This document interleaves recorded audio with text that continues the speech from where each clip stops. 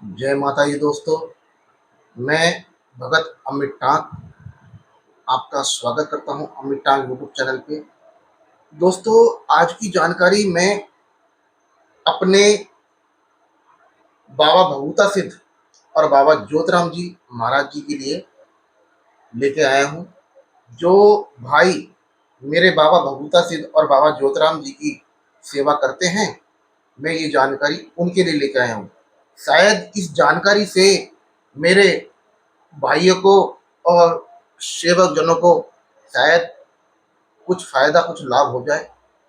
मेरी जानकारी देने से अगर किसी का भला होता है तो मैं हमेशा उनके लिए 24 घंटे खड़ा रहूँगा। जो भी जानकारी आप लेना चाहते हो ले सकते हो। तो दोस्तों, मैं आज के टाइम के अंदर हमारे बाबा भभूता सिद्ध ज्योतिराम महाराज जी राजस्थान से चल रहे हैं।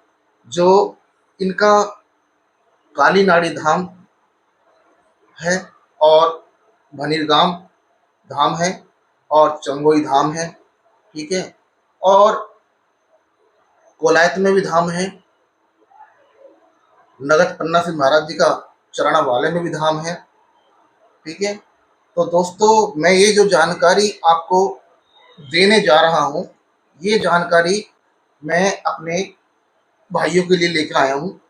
तो दोस्तों, मेरा मानना ये है कि जो भी भाई बाबा भभूता सिंह ज्योतिराम महाराज की सेवा करते हैं, ये जानकारी उनके लिए है। तो पहली बात तो मैं ये कहना चाहता हूँ कि आप बाबा भगवता सिंह ज्योतिराम महाराज की जो सेवा करते हो, तो दोस्तों सेवा का एक टाइम बांधो। सबसे प्रथम एक टाइम बांधो। जो आप सुबह की पूजा करते हो, अगर आप बाबा से कुछ भी पाना चाहते हो तो आप जो सुबह की चिरागी बत्ती करते हो, वो चिरागी बत्ती आप 4:30 बजे के बाद शुरू कर दो। बाबा भगवता सिंह ज्योतिराम महाराज की 4:30 बजे के और 6 बजे से पहले और 4:30 बजे के बाद पूजा करो। आपको पूजा से जो लाभ कभी नहीं हुआ होगा, वो लाभ होना स्टार्ट हो जाएगा।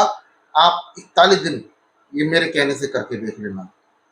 दोस्तों, दूसरा, बाबा की जो रंजी है यानी कि भभूति, भभूति का इस्तेमाल कैसे करा जाता है दोस्तों, मैं ये जानकारी भी आपको देना चाहता हूँ, ठीक है। पहली, जो भभूति हम एक चुटकी भभूति जब जोत पे घुमाएंगे, एक चुटकी भभूति जब हम जोत पे घुमाएंगे तो वो होती है एक चुटकी मस्तक तिलक के लिए। सबसे पहले अपने यानी कि बाबा भगवता सिंह ज्योतिराम महाराज को तिलक करें भभूति का, और उसके बाद आप अपने मस्तक पे तिलक करें, ठीक। नंबर 2, बाबा भगवता सिंह ज्योतिराम महाराज, दो चुटकी भभूति, दो चुटकी भभूति हम पानी में डालकर जो पीते हैं, ठीक है। दो चुटकी भभूति डाल के आपको पीनी है। ध्यान रहे, 3 चुटकी भभूति डाल के कभी मत पीना। अगर आपको किसी कार्य के लिए पीनी है तो 2 चुटकी भभूति डाल के पिए। नंबर 3, 3 चुटकी भभूति एक लोटे में जल ले, ठीक, उसमें 3 चुटकी भभूति डाले बाबा भगवता सिंह ज्योतिराम महाराज और बाबा निरंजन नाथ, ठीक। उसके बाद में वो पूरे घर में छींटे मारे, ठीक, और उसके बाद में बाबा जी पूजा स्टार्ट करें, ठीक है। दोस्तों, नंबर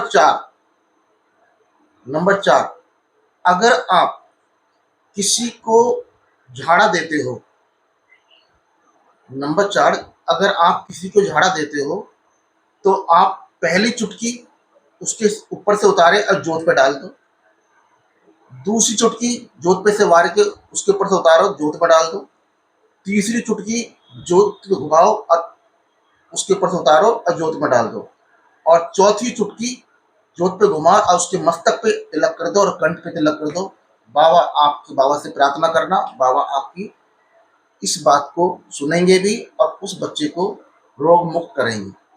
नंबर 5, अगर आप बाबा भगवता सिंह जोतराम महाराज से किसी बुरी चीज को दूर हटाना चाहते हो कि जहां से आई है वो वापसी वहीं चली जाए, तो आपको ये किस तरीके से करना है मैं ये भी बताऊंगा। लेकिन देखिए दोस्तों, ये एक बार में नहीं होगा। मैं बार बार यही कहूंगा कि एक बार में नहीं होगा। एक चुटकी, दो चुटकी और तीन चुटकी, ठीक है, आप पानी में डाल के उस बच्चे के को छींटे मारें। ठीक, चौथी चुटकी जोत पे से वारे और उसके मस्तक पे तिलक करें, और 5 चुटकी भभूति दोबारा अपने हाथ में लें।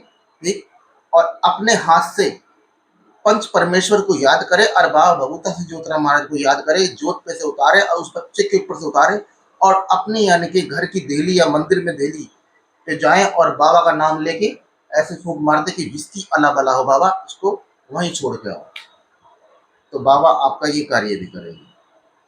अब आ जाओ दोस्तों, बाबा की आप जो सेवा करते हो, तो दोस्तों देखो, आप लोगों को शायद ही किसी को पता होगा, ठीक है, कि बाबा की, जैसे हम अपने घर के देवी देवताओं की, जैसे बाबरी सबल सिंह बाबरी हुए, हरि सिंह बाबरी हुए, इनकी हम कढ़ाई करते हैं अपने देवी देवताओं की, वैसे ही बाबा भगवता सिद्ध और ज्योतिराम महाराज की कढ़ाई होती है। और वो कढ़ाई कब होती है मैं ये भी बताऊंगा।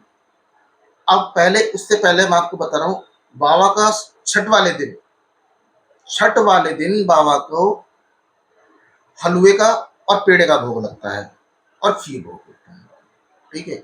लेकिन उससे पहले हफ्ते की हफ्ता एक सेवा होती है। शनिवार को और सोमवार को बाबा का भोग लगाया जाता है।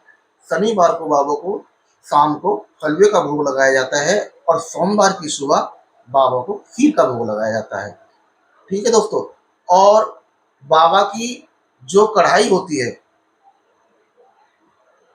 अगर कोई नहीं जानता तो वो मुझसे पता कर सकता है, मैं पूरी और बात बता दूंगा। बाबा की कढ़ाई होती है भगवता सिंह ज्योतिराम महाराज जी की, ठीक है, वो कढ़ाई होती है बड़ी नौमी पे और बड़ी छठ पे। बड़ी नौमी पे, बड़ी छठ पे कढ़ाई होती है। कढ़ाई का क्या भोग लग सकता है, क्या नहीं लगता, वो मैं आपको जानकारी जब आप मुझसे संपर्क करोगे तो मैं आपको बताऊंगा पूरी कढ़ाई में क्या भोग लगता है, ठीक। और इसमें हलवा किस तरीके से चढ़ाया जाता है, क्या क्या भोग लगता है, और इसमें कितने जोड़े पूड़ी के रखे जाते हैं, ये भी बताऊंगा। अब आप लोग पूछोगे दोस्तों, यानी कि बाबा के साथ में चल चल चल कौन कौन रहा है। अब हम बाबा के साथ में, जैसे आप अपने घर के देवी देवताओं को पूजते हैं तो एक संगर को पूजते हैं, उसी तरीके से बाबा के साथ में भी पूरा संगर है। ये हर कोई नहीं जानता, ठीक है।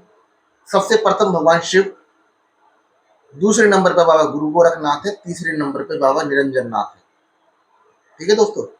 चौथे नंबर पे बाबा भगवता सिद्ध है, ठीक। पांचवें नंबर पे बाबा ज्योतिराम है।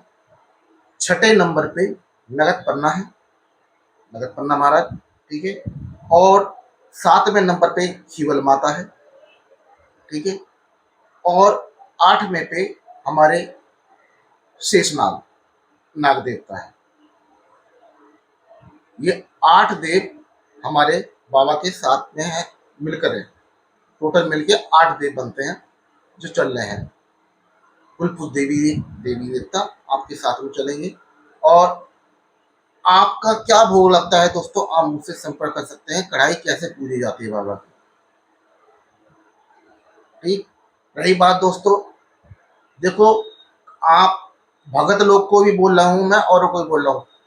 देखो दोस्तों, अगर आप बाबा की लाइन में भगत बन गए हो तो यानी कि कुछ चीज़ें बहुत ज़्यादा जरूरी है। बहुत से लोग बाग यानी कि आज के टाइम में बाबा को यानी कि दिखावा करते हैं, लेकिन मैं, देखो, दिखावे वाली बात नहीं, मेरे को थापी ली हुए बाबा की बहुत टाइम हो गया, ठीक है। मेरे गुरु, 3 गुरुओं ने मुझे थापी दी थी, ठीक है।